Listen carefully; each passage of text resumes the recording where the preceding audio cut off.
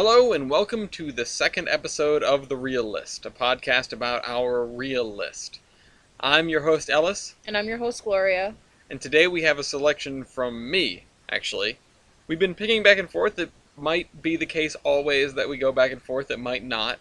There might be little interludes because we've watched a movie in theaters or something like that. But generally this is all going to be stuff from our long list of movies.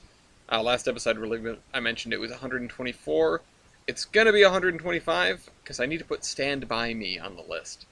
Well, did you check to see if Stand By Me was on the list? No, but I don't think it's on the list. Could you check really quick for Starline? Yeah, sure. Let's solve this. Let's solve this mystery now. It'd be even funnier if I clicked over here and it was just right there staring me in the face.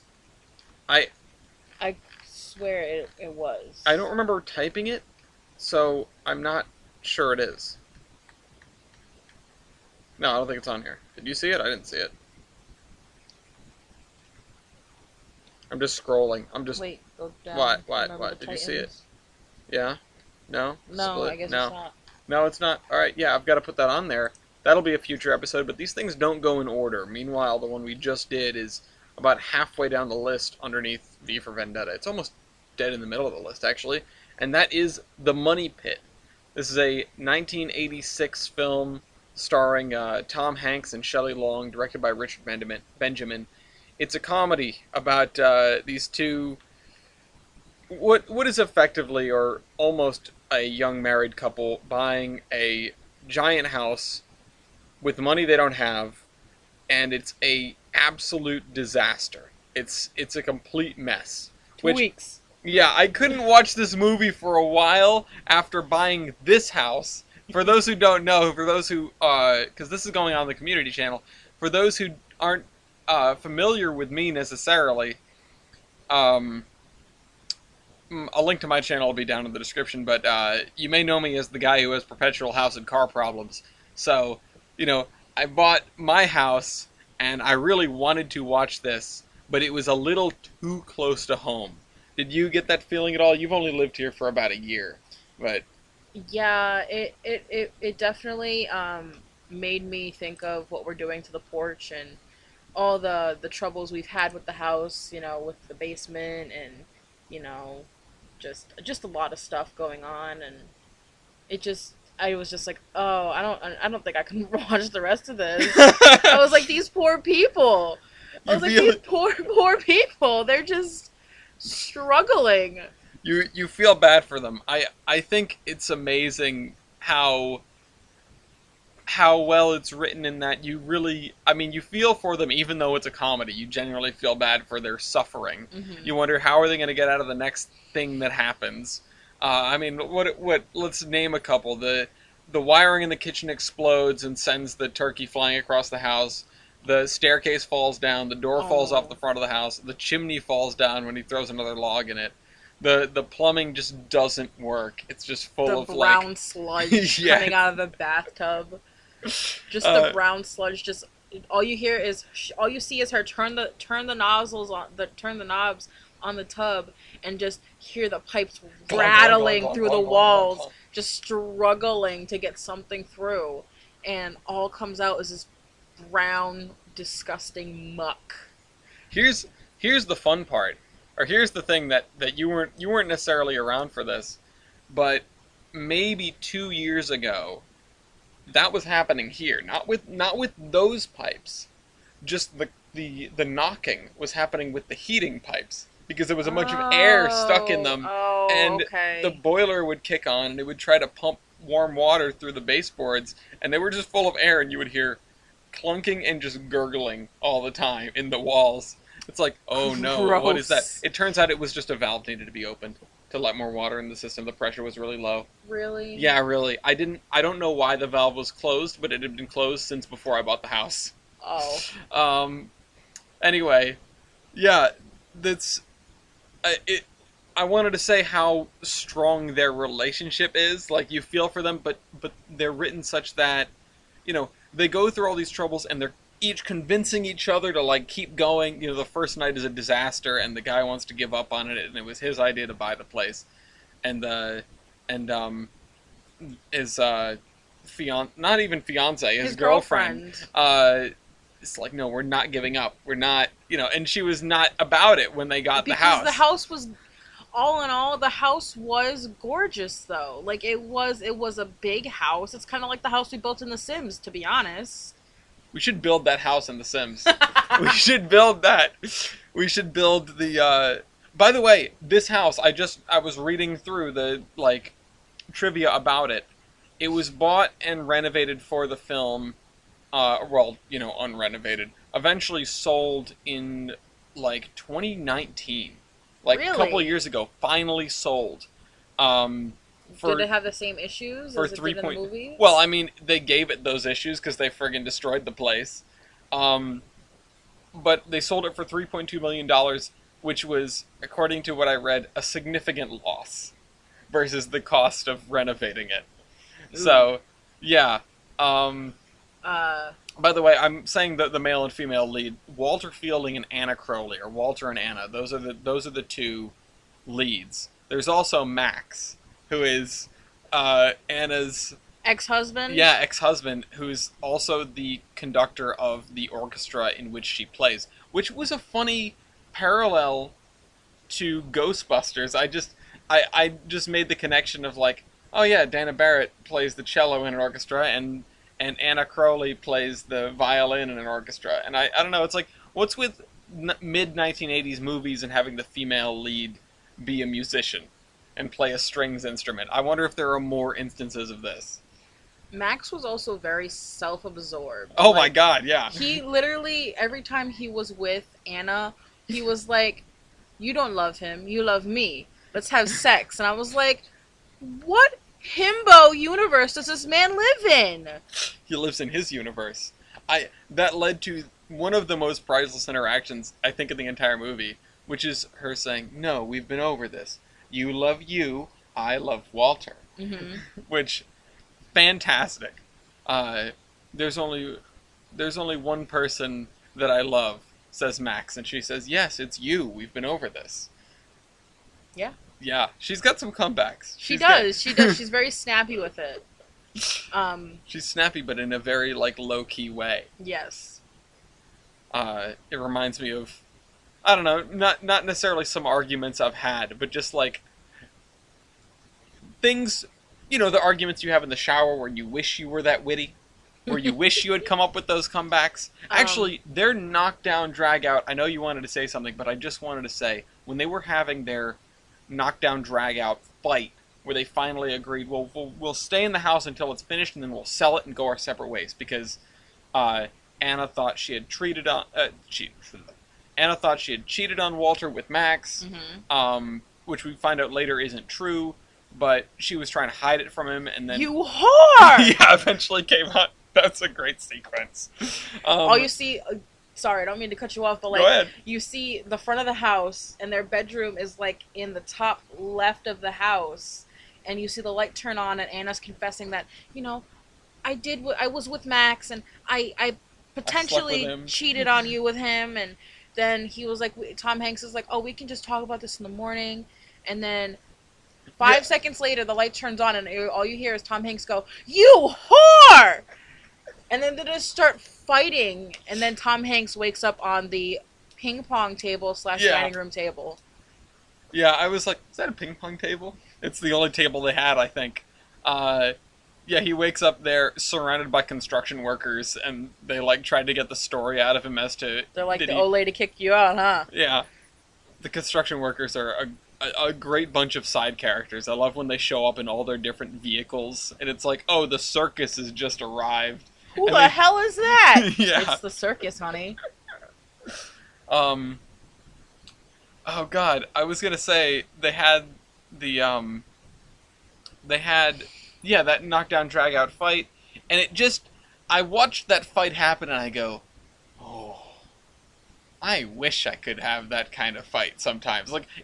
You don't want to be that mad at someone, and I don't have a reason to be that mad at someone, but you get into those things and you just empty everything you've had, every frustration you've had over the last several years. You just point that in a direction and blow it off, which is so incredibly unhealthy, and I cannot recommend doing that ever to anyone, even if you do hate the person you're doing it at.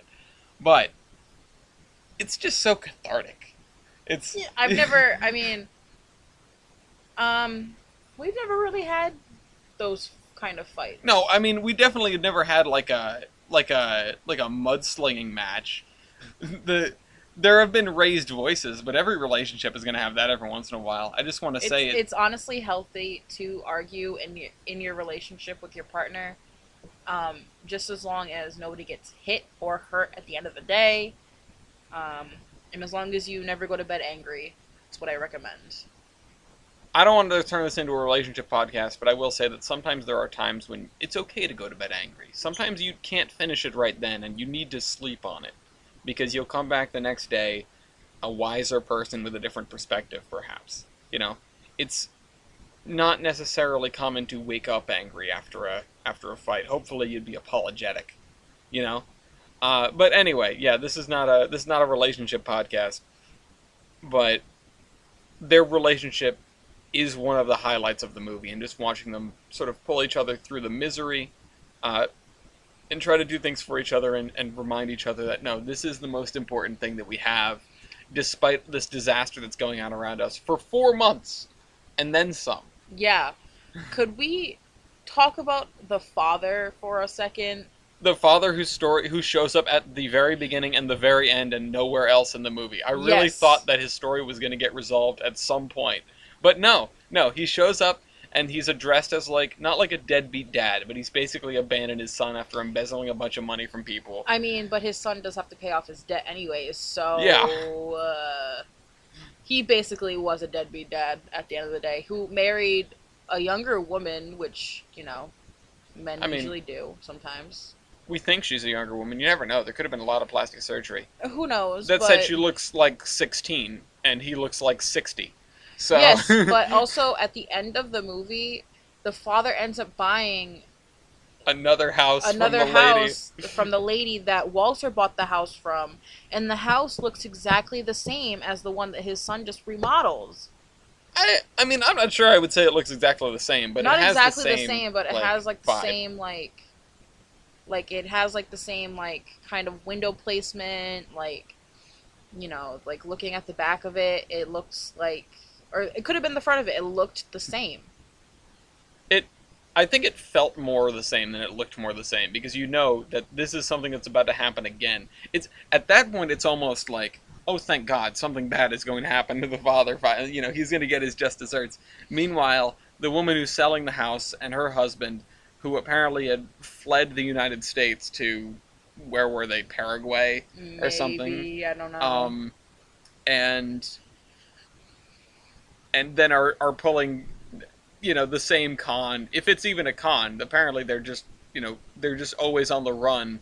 God knows what that husband was doing, but I think what she said there were like federal agents that came to their door before they tried to sell the house. Yes. Yeah.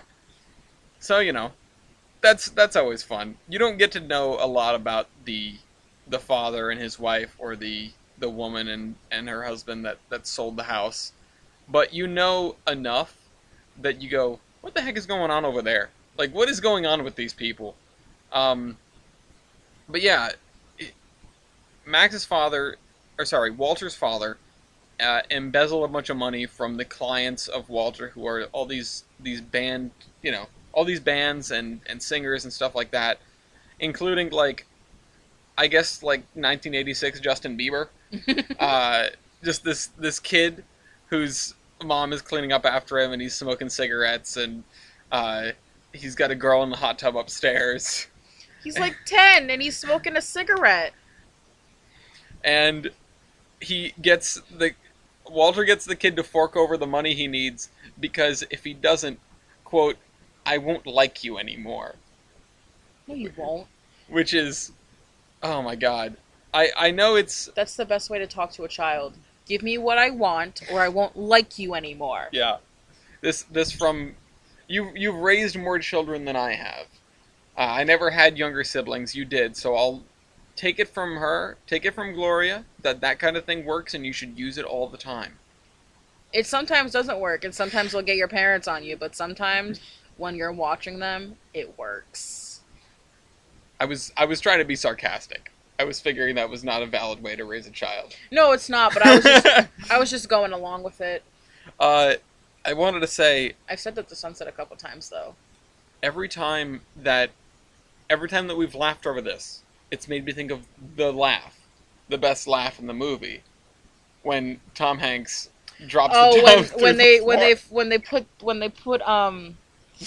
they put water from the pissing baby fountain. I think it's a cherub, right? I Yeah, think yeah, the peeing cherub fountain. They would bring it up and down the stair, up and down the ladder before they didn't have stairs. They had a metal ladder, and they would lug buckets of water from the fountain and fill the tub so they could take a bath. And then Tom Hanks goes and heaves the bucket of water into the tub, and the tub just falls through the floor and which shatters into pieces. this comes immediately after. This sequence is the best sequence in the movie, if you ask my mother, where he's gone out to fill up a bucket from the peeing fountain because it's the only running water they have, and then he heats that up on the stove, which is apparently the only thing in the entire house that works. Until the kitchen exploded. When Anna goes to light it, Walter panics. He's like, no! And thinks that she's gonna blow up the house, which, considering the things that had happened at that point, makes a lot of sense. I mean, to be fair, he has a lot of good reason to be freaking out over it. Oh, absolutely. But apparently that works fine. And I remember he asks her, "Oh, what about the burners?" And you go, "Why would you try your luck?" Yeah, I was like, wait, no, what are you doing? But Wait, so I have a what? question. What's up? How much was the carpenter and how much was the plumber? Do you remember? I remember the plumber was $5,000 out of pocket. I don't. The $5,000 just for the initial assessment. I don't think we get to know how much everything cost. Only that it was a lot of money. You know, it was more than the $200K that he had initially borrowed. And plus, Anna said she was going to fit half of it, so that would mean there's $300K total, $100K is left over to pay people. That money ran out. Anna had to sell A painting. things. They were heavily implying that she was going to sell her body. Yes, when the carpenter came over, he was like, I got a brother who's a plumber. Yeah, and she asks, "Should I sleep with him?" Mostly sarcastic, but especially considering the carpenter had tried to assault her immediately upon walking into the house. He was like, sup, baby, take me out to dinner. Which, just as an aside, looking at this movie from the modern point of view, it's like, whoa, no, and obviously that's a bad thing in 1986, but it's the kind of thing where that happens in a movie in 1986, and you go, haha, that's funny. And the carpenter specifically said that you call the carpenter. Sometimes, you need a little something else instead of your floors fixed. Yeah, he was implying he would be bringing wood. Yes. But, oh god, I was just saying that sequence of the kitchen where he's heating up the bucket of water on the stove because that's the only way they can get hot water. And he just flips the light on, and all the wiring in the walls starts exploding and starts exploding the appliances. And he managed to unplug something in time. I think it was the kettle. Yeah, he saved the kettle, and then the TV blew up. Which was great. Yeah. Because I think they were watching a cooking show. And when he was standing over by the TV, he was looking at the TV, and it was just getting brighter and brighter, and you could just see the fire coming through the TV, and then the TV exploded. And then the stove exploded and launched the turkey all the way across the house through the window. The bedroom. Through the window No, of into the bathroom. Yeah, the master bathroom, landed in one of the buckets, and then the thing popped out to show it was done. And she was like, turkey's done. Yeah, and he says, so is the kitchen. And that's when, he comes in, and his shirt is all torn up, he's covered in soot, and that's when he pours the bucket in, and the tub falls through the floor, and he just loses it in this, choking laugh. Cackling, like he's losing his mind, cackling. It was fantastic. I was also dying. Ellis was too. I had to look at him and tell him to breathe. I was upset because I was dying and you were paying more attention to me than the movie, which is fair. I get it. You like me, but No, I don't like you. I love you. okay, simp. Uh, the I was just like, no, this is the in my head. I'm thinking this is the greatest sequence in the movie. Please pay attention to that. I'm laughing because of it. I'm not going to die probably, and if I do, it will be out from a worthy cause. Um, but yeah, Anna has all the stuff from the divorce with Max, which they were staying in his apartment, by the way, which is also weird and Because funny. he was supposed to be in Europe. Which he was in Europe, and then he was came in back. Europe and he came home early. And you know, they got booted out of there, but all of her stuff that was formerly his is there, and she's just selling it back to him piece by piece to make the money to continue renovating the house. It's I wanted to ask you because you went into this almost totally blind. I know I told you a little bit about it, and I was like, oh, it's a movie about renovating a house, and it's a disaster. It's a comedy.